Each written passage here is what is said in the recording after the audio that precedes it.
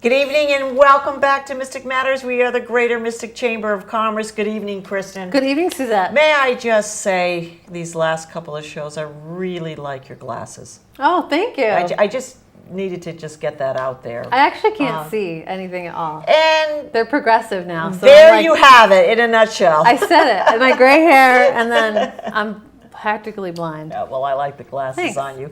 So we are gearing up to the 60th Mystic Outdoor Art Festival celebration coming up on the August 12th and 13th. 60 years on the streets of Mystic. Very impressive. Very, very, very impressive. A lot going on. And what else is going on before we get right into it?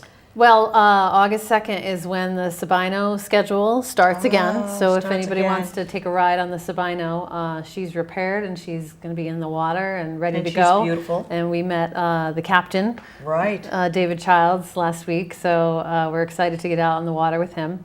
And then August 8th, we're having a block party for our business after hours. Yes, we are. This is at they call it the Foundry, but it's not really it used to be the Foundry. It's right. Schooner Wharf. Right. It's the 15 Homes. It's the water side of Schooner Wharf. So those businesses are getting together. They're having a big bash on the water. It's going to be a blast. Oh, it's perfect great. for August. Yeah. That's August 8th. That's always up. the second Tuesday, the business after hours. So, and then Mystic Outdoor Art Festival, the 12th and the 13th. Coming up. Of course, we are very excited about that. It's any minute now. And you can still volunteer. I mean, you're watching the show and you're like, oh, I forgot to just call us up. And you can relieve an artist that is sitting at a booth. Right. You can do several things that we need. Bring down water, do a lot of things. So we're just happy to announce that this is coming up on the 60th. And what we've done this year, which we have done a little bit in the past, but we thought the last couple of shows, getting up to the art festival, that we're going to highlight some of our artists. And this evening, we would like to introduce special artists that are here with us. They're going to be on the streets with us in the next couple of weeks. We have John Pattenden. See, I got it right. But Shantie, love your first name, Shantie. I love it. Help me on the last name. Rattansingh. I knew it was Rattansingh. You see, I just knew it, but I had to practice it a couple of times. And they are on Cottrell Street. No, Home Street. Home Street. They've been in their same booth forever and ever and ever, right near Puffins, across from S&P. And we want to welcome them to the show and highlight some of their artwork that you brought forward to us today. So, what exactly do you guys do? Okay, let me start by saying pattern artwork. We actually look for iconic inventions and then look for the pattern behind them. Then we'll photograph the invention and then create a collage with a contextual background so that people get a view of the inventor's vision and then how it turned out. So our starting place really is one of these. This is, if you can see that. Yep, but it's, kind of get the idea. Yep, this is a seal and a ribbon on the front. Only inventor gets this copy, but inside, the thing that the patent office keep looks like this. It has text and drawings. So that's where we start from. We look for things like the date it was approved, the patent number, a bit of the description. These run into pages, but we just take a few elements from that. Now, where do you get this kind of thing? Do you just find them? So, well, we first of all started off making prints that we thought people might be interested in. And then we got requests, and so we would start making requests. Early on we learned the first request, don't rush out and make it, And when you say early on, how many years, Shantie? Right. It's about six or 7 years. 6 or 7 years, okay. Yeah. Yep, right. Yep, started in 2011. It actually started, I started doing a photographic business, doing local stores and greeting cards, and started doing booths, and Mystic was one of the first years I did it. And everybody says you should specialize on something. So whether it's landscapes or wildlife, that kind of thing. And I'd done photography my whole life. I had a dark room, and then when it went digital, that was great. You could do so much more on the computer than you could ever do in a traditional black and white dark room. So I took some of the techniques from the old days and used them on Adobe Creative Suites, the Photoshop and Illustrator, bringing different images together. And one of them happened to be of an old coffee mill that had a nice grinder on it. And I saw there was a patent date there. And I looked it up with a view to taking the drawing and superimposing it on top. But the perspectives didn't line up, and I was sitting there and I pulled them apart just to figure out what to do. And that was a light bulb moment. I was like, 1872, somebody drew this and made that. And I thought, this is really cool. So I then looked around the house, because initially my idea was it would make a great calendar.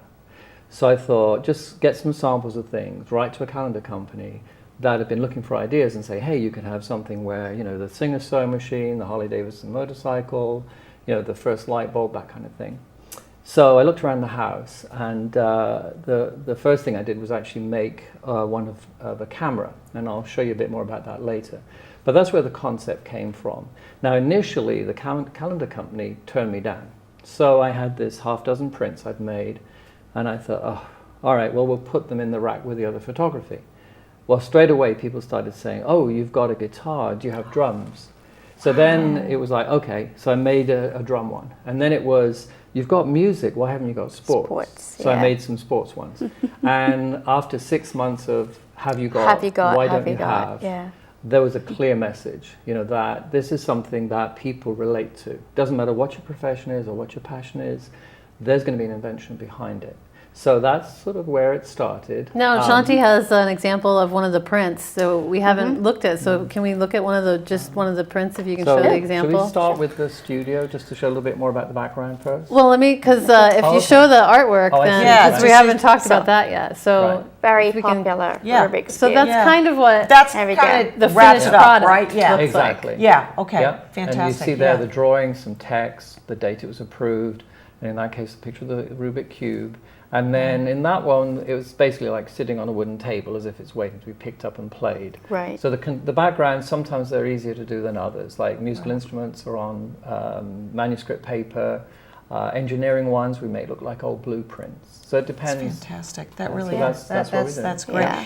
Just kind of hinting back, just to get back to where you started, how this all came about. But it was basically, you know, your customers or the artwork is coming from what they can relate to. Exactly. That's right. And isn't that art? That's right. Isn't that art? When Yes. you're looking at something, that is art. And so when we started getting all these requests, I'd been doing shows for about a year and couldn't keep up with making them, because we now have hundreds of these, and we're always getting requests. So, you know, Shantie had always had an interest in photography and kind of learned from me, and she'd actually focused more on doing macro photography of plants and flowers and things like that. So we said, well, why don't you join me in the studio, and then we could do the thing together. And we do a lot of traveling as well, so it's nice that we share the travel. It's a lot of fun being on the road together. Sure. So now in the studio, we're basically, you know, between us sharing how to get the thing photographed. A lot of times these things are very shiny, they've got curved surfaces.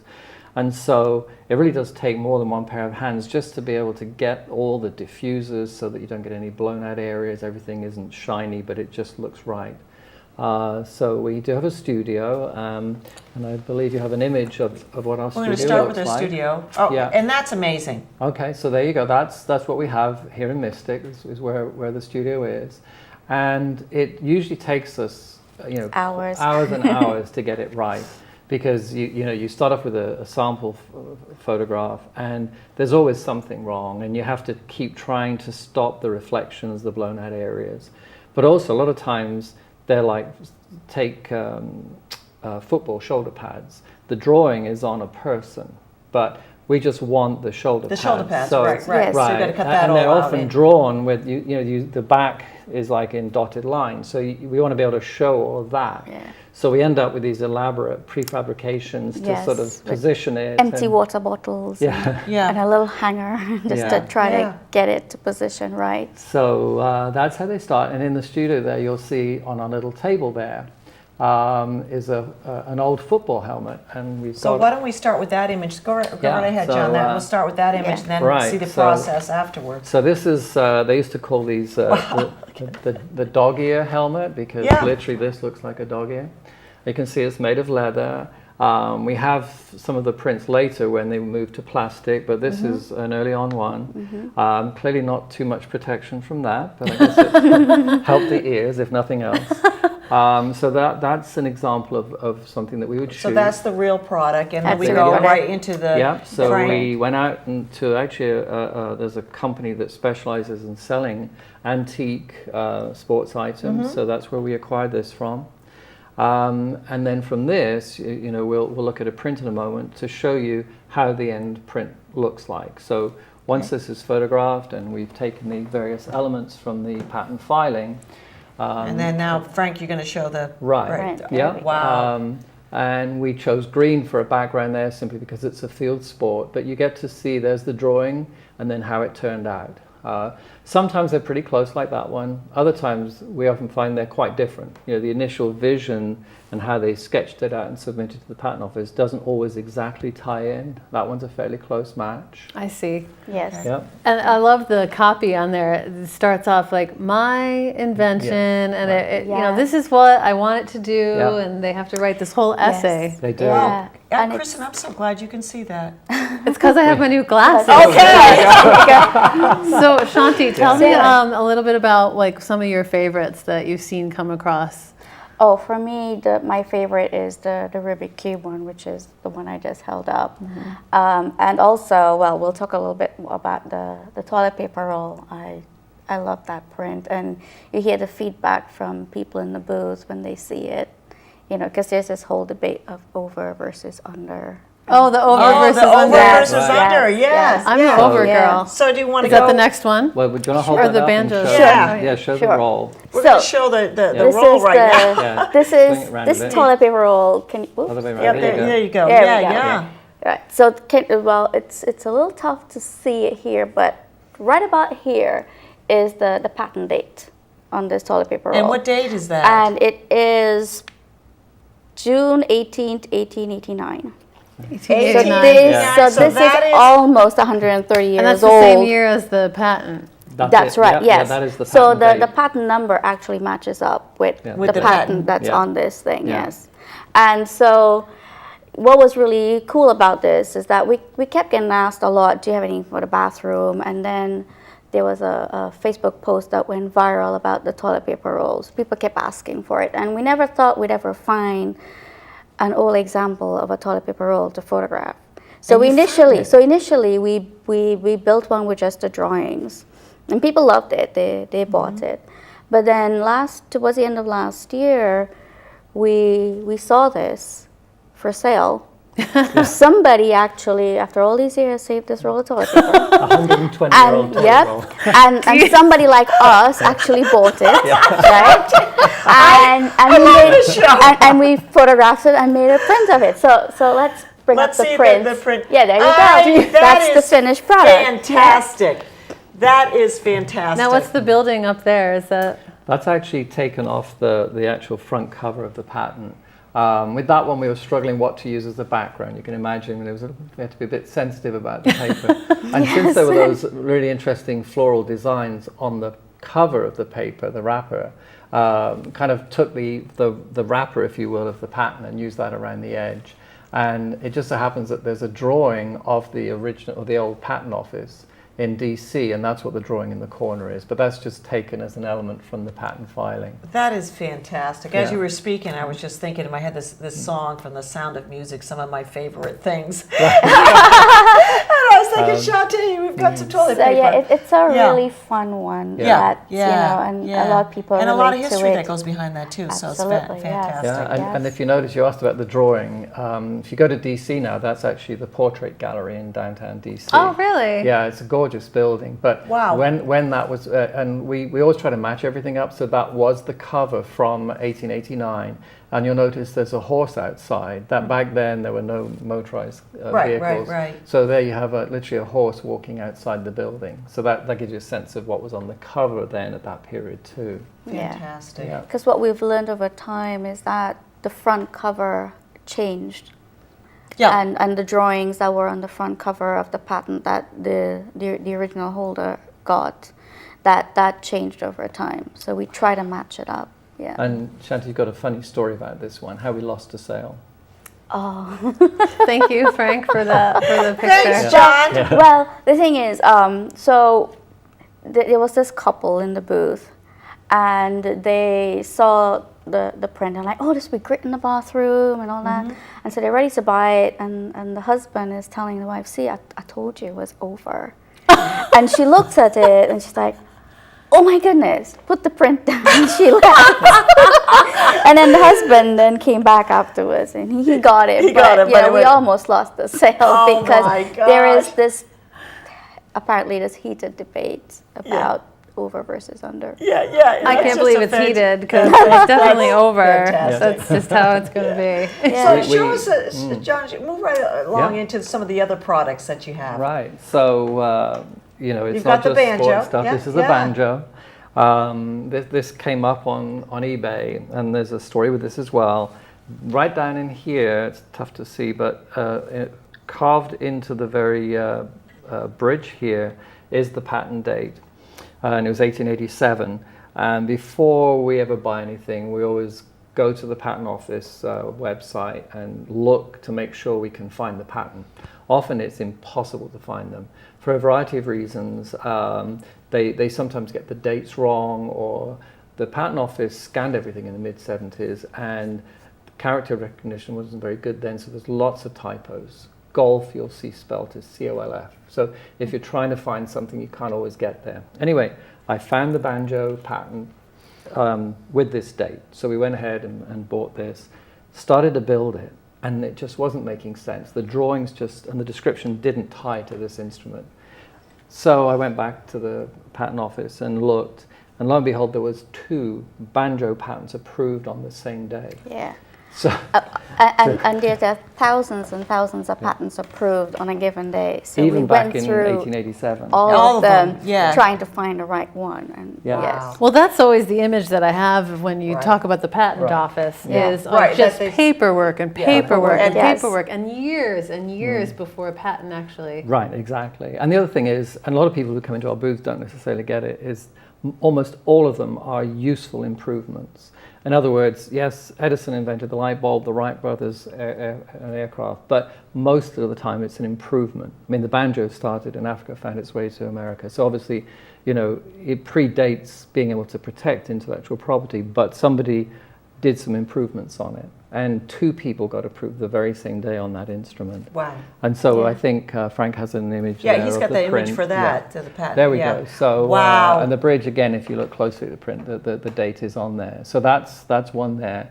Now you notice this time the background's changed again. Now we're doing aged music paper just to sort of give it a sense again, contextually bringing the whole collage together.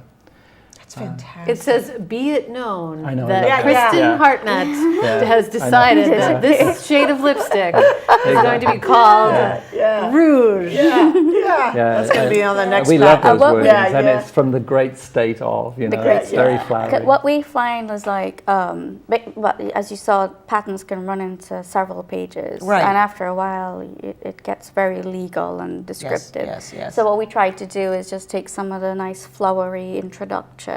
I think that's what sells too. Exactly. And then people are like, and some people are like, oh, this is from Rochester and this is from Springfield, and they relate. They relate. It's something from their hometown and that kind of thing.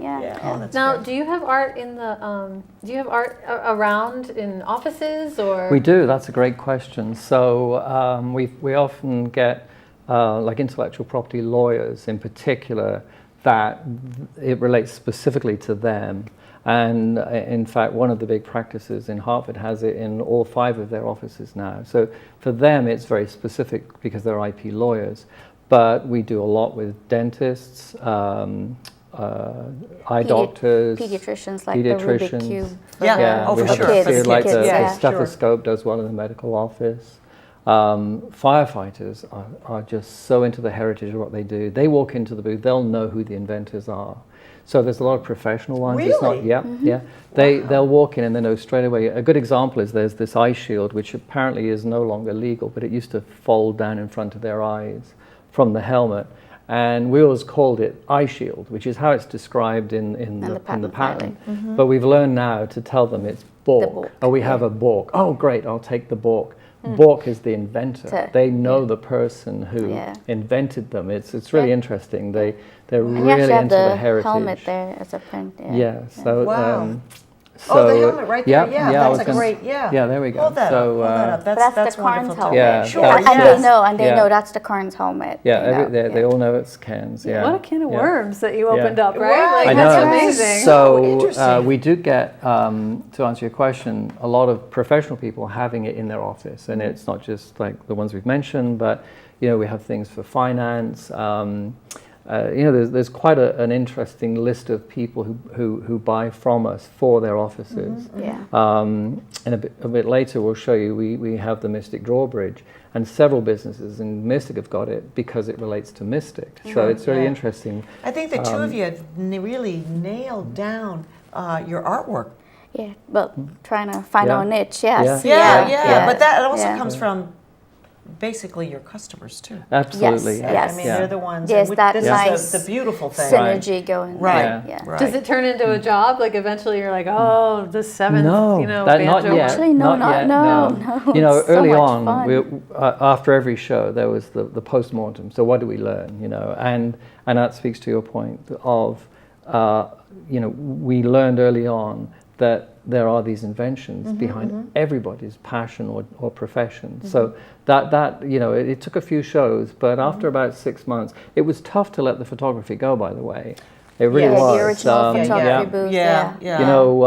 Towards the end of the first year, we were doing a show in Boston, and there was an old couple opposite me. They had to be in their 80s, and we got talking to them, and I said, so you've done shows for how long? Oh, nearly 40 years. I'm like, wow, okay. So you must be able to teach us something. And they said, well, we've learned lessons and we never apply them. I said, what does that mean?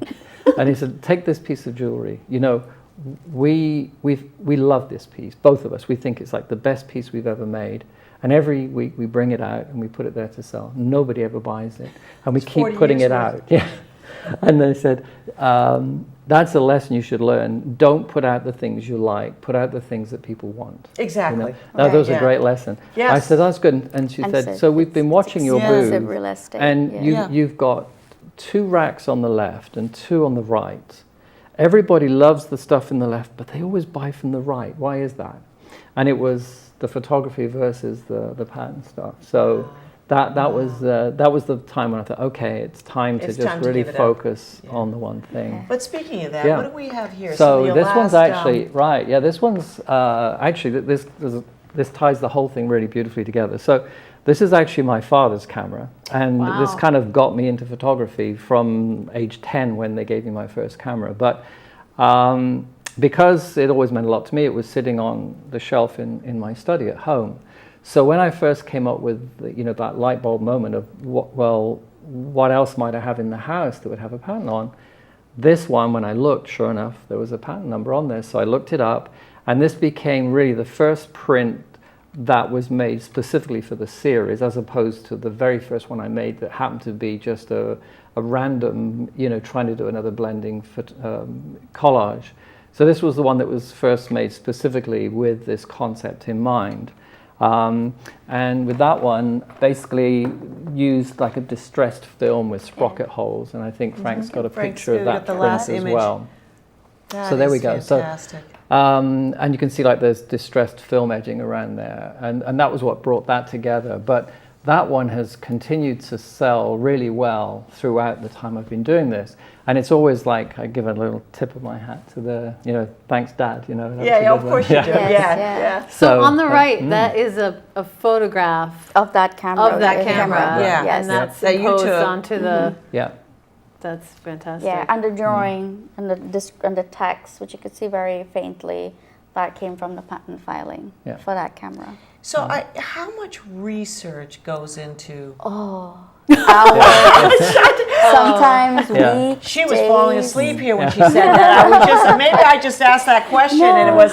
But I was just looking at all this. Sometimes we never find what we're looking for. Yeah. Sometimes we're up all hours in the night. We got on a trail and we keep searching. It's kind of like a good book. You keep putting it down, like but then you hunt. and then you got to finish it. Well, thank God for the just computers finish it. nowadays, because otherwise you'd be taking trips to Washington exactly. D.C. Yeah. on a horse, looking. That's right. Yeah. And sometimes we travel very far to even take the photographs. Like last year we went out to Colorado. There's a guy who has a washing machine collection. Yeah. And we got out on washing purpose? machines. He has a washing machine He collection? does. Oh, you know what? one I thing saw have him on figured TV. Did He's you? got a bunch of antique washing machines. That's him. That's yeah. probably, That's him. Yes. Right. I thought, who? Yeah. Yeah, one thing we've Fascinating. learned in doing this in the booth is that there's a collector for everything out there. Yeah. There are inkwell collectors, all kinds of people come into the booth because of what we do. Oh, do you have so and so? And we're like, no, we don't. We haven't been able to find one to photograph. Well, I have. And they'll show. And they'll, Yeah. allow us to do photograph their stuff, and and that's the furthest we've gone, though, exciting is this to life? photograph something, Yeah. which is the washing machines. Now, We do you did- have a studio in Mystic? It is, yeah. Okay, where are you but located? we're actually at the Mystic Business Park on Flanders Road, Yeah. but it's where we do our work. We don't have a storefront, if you will, there. Yeah, we yeah. just do shows all the time. Yeah. Yeah. Now, we we do have have one an- more image to yeah, show. one Yes, more I image. do. I Yeah. want to see that image. Right. We've got Yeah. one more, Frank. There we go. There you go. And we So- cannot leave the show With that. without that beautiful image right there. You couldn't So- bring that in? That No, we didn't couldn't fit bring it in. It was a No, little we too couldn't bring much. it Yeah, in. yeah. Yeah. That, You'll- that wasn't the show and No. tell. And you'll notice it's the bridge before the renovation. Yes, it or, is. Or partly. It was in Yeah, the middle yeah. renovation. Certainly the little house And I has bet you changed. sell this. So it's interesting. Originally, it was one I did in that batch for the calendar, just because I had a photograph of the bridge, and I thought it would be one to make up quickly. Because there is a plate actually on the bridge which gives the patent Yeah. date and the number. So it was one I put together early on without having to do too much research because the answers were there. Yeah. And initially, I just thought it would be something to sell at Mystic. But it's interesting. Engineers, wherever we go, Love Love it. that. Yes. Yeah, The even though, Bascule Bridge. yeah. Now, in Mystic itself, it's been great over the years. I That's mentioned earlier some of the like professional offices have it. We've got people who their apartment view looks at it. And a couple of years ago, when they finished the renovations, the head engineer was there. I guess they'd had a big opening about finally completing it, Yeah. and he came in, and of course he had to buy one as well. So Yeah, it's that's fantastic. yeah. What is the number on the upper right there? That's the patent That's number. the patent number. So that one. So actually, if you walk along the bridge on the ice cream store yeah. side, there's a little plaque that has Yeah. that number there, and that's and the patent number. that Yeah, number how interesting is is that? just over 1 million. So that the patent was, I think, 1918. And it's kind of interesting. You see those numbers growing exponentially. So they started in 1836, and it was about 1910 when they got to 1 million. Right. Is it categories or it's just one They patent just after another? one after another. Yeah, every time they pass a new one, it gets the next number sequentially. Wow. Yeah. By the 1980s, But they're different it was types, 4 though. million. It's over 9 now. 9 Go ahead, million. Shantie. Yeah, so there are different categories, though. Oh, there like are. utility design and plant patents. And that would be a different So- That's number. a different number. Yeah, because Yeah, it's a they different can number. Yeah. they fall on top of each other, sort of like as they go along. Right, Yeah. Yeah, right. and they Yeah. develop a new patent. Yeah, and they started numbering in 1836, but there were patents before that. It's just that they started to number in 1836. So we only have a Yeah. couple We minutes. I have- knew Frank Before was that going was to come. like Joe's Okay. patent. I There we go, mean, the toilet paper score, Shantie. That's a right up there. But is there anything that we're going to be looking new and exciting that's in your booth? You want to talk about that one, John? Just before we leave the show, we for got a couple of minutes. The train station. Oh, of course, yeah. We're gonna have that built for the we show. actually haven't finished it yet, but back in the 1930s, there was a model train set that had Mystic Station in it. And there's a patent on it because it plays, you hook it up to a record, and it would play the next train to New Haven arriving at platform.